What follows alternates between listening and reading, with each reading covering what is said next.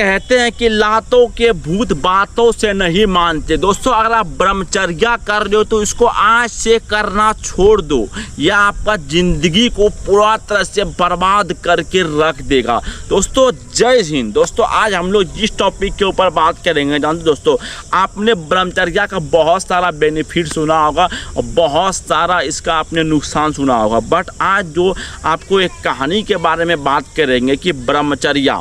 देखो, हमारे इधर एक लड़का रहता था, ठीक है, वो कम से कम 2 महीना वो ब्रह्मचर्या किया, 2 महीना वो ब्रह्मचर्या किया और उसका कहना था कि भैया हम हाथ जोड़ के प्रणाम करते हैं कि अगर आप ब्रह्मचर्या कर रहे हो तो उसको आज से करना छोड़ दो। आखिर उसके साथ ऐसा क्या हुआ जो ये ऐसा बात करने लगा? जानते हो, सबसे बड़ा जो रीज़न था, उसको ब्रह्मचर्या में एक भी बेनिफिट उसको देखने को नहीं मिला। उसका शरीर जो पहले था उससे और भी ख़त्म हो गया। देखो, इसका सबसे बड़ा रीज़न आखिर क्या था? जो देखो, ब्रह्मचर्या तो आप जानते हो एक ऐसा चीज़ होता है जो कि पूरा दुनिया में सबसे शक्तिशाली और सबसे कठिन चीज़ों में से सिर्फ एक चीज़ होता है, वो है ब्रह्मचर्या, जो कि सबकी बस की बात नहीं है। बट वो भाई के साथ क्या हुआ जो कि वो कहने लगा कि भैया ब्रह्मचर्या छोड़ दो वरना ज़िंदगी पूरा बर्बाद हो जाएगा। देखो, जानते हो सबसे बड़ा उसका कारण क्या था? देखो, वो जब ब्रह्मचर्या करता था ना, तो उसका सिर्फ एक ही लक्ष्य था, भैया अपना वीर को नहीं निकलने देना। वो अपना वीर को सिर्फ जोक के रखता था और टाइम पे ना वो दिन में 2 बार वो मास्टरबेशन कर लेता था। ये बात सच्चाई है। वो फ़ोन देख के, वो रील्स देख के उसके साथ वैसा घटना घट जाता था डेली, दिन में 2 बार।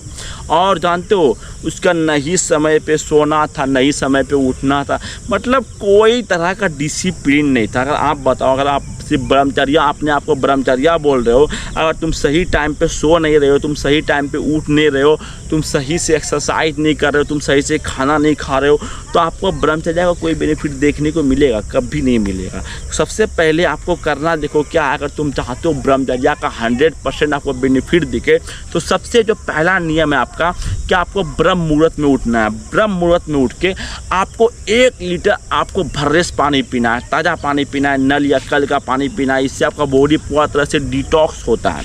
डिटॉक्स होके आपको सुबह से कोई भी तरह का एक्सरसाइज आप कर सकते हो। एक्सरसाइज से आपका बॉडी का स्टेमिना, आपका पावर बहुत ज़्यादा आपका बिल्ड करेगा।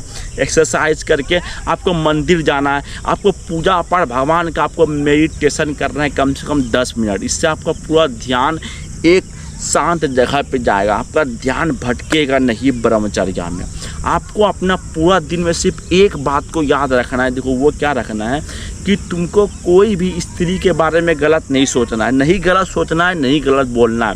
देखो, अगर तुम गलत सोचोगे, गलत देखोगे और गलत बोलोगे, तो भैया कहते हैं कि महात्मा गांधी का सिर्फ 3 ही बंदर था। पहला का कहना था गलत मत सुनो, गलत मत देखो, गलत मत बोलो, वही तुमको अपनाना है। अगर तुम देखोगे, बोलोगे, सुनोगे, तो आपका ब्रह्मचर्या कभी भी सफल नहीं हो सकता। आपको कभी भी आपको रिजल्ट नहीं मिलेगा। फिर आप भी बोलोगे भैया ब्रह्मचर्या करना छोड़ दो आज से।